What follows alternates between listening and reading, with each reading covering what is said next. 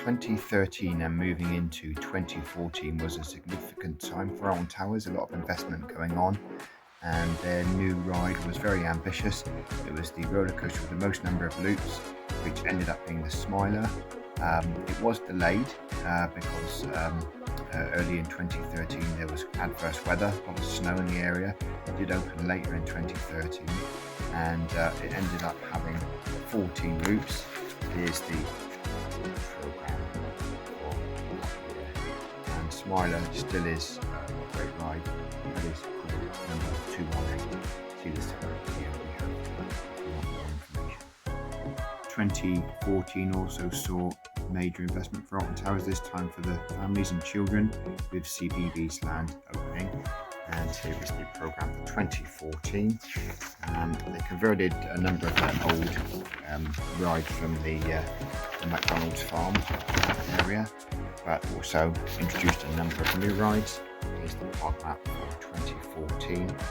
And also in 2015, another ride, which was Octonauts roller coaster, and that is cred number 219. 2016 came along and it was time for Alton's sister park, Thought Park, to have a big investment. This was not in the form of a roller coaster, but actually in an immersive experience called Derry Brown's Ghost Train. This opened up in 2016 to varying reviews, it's fair to say. It was a good concept, it didn't quite sort of fully meet everyone's expectations, and it got revised again in 2017. It's still there now, but a lot of the VR elements have been removed now. So yeah, probably looking back on it, it wasn't the best investment, but there you are. We wanted to try something new, and that was Thought Park to be right for 2016.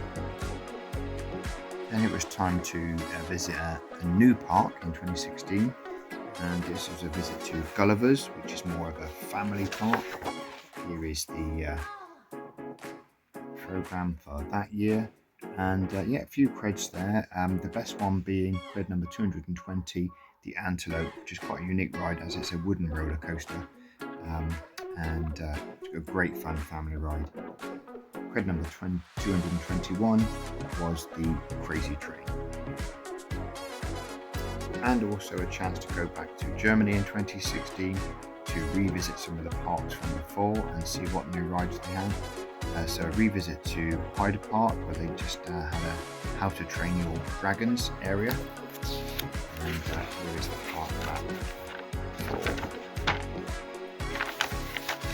there. This is quite a big park. Obviously we've been here a few years prior, but they had some new rides since then.